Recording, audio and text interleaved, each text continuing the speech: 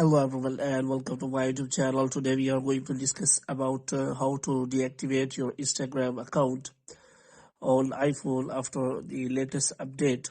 So if you want to deactivate your Instagram account temporarily, so how you can do that? For this, what you have to do, you have simply watch this video completely.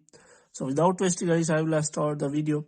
So first of all, what you have to do, you have to simply make sure that you are connected to a proper Wi-Fi or internet connection.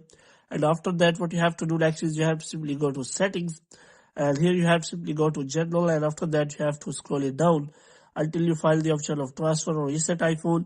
So here you have to simply click on transfer or reset iPhone. So you have to simply click on reset, and after that you have to simply reset all of your network settings.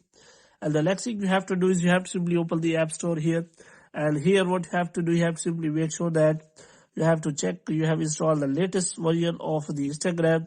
And after that you have to make sure that it is not showing any kind of update, and if it is showing any kind of update, then you have to simply update the Instagram app.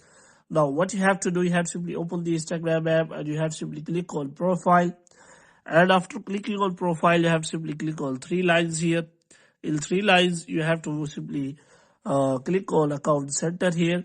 In account center you have to simply click on password and security, and you have to make sure that the option is not available. So you have to simply click on personal details.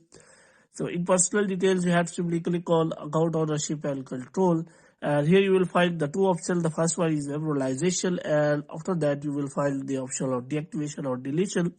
So you have to simply click on that, and here you have to simply select the account, and after selecting the account you have to simply click on deactivate your account.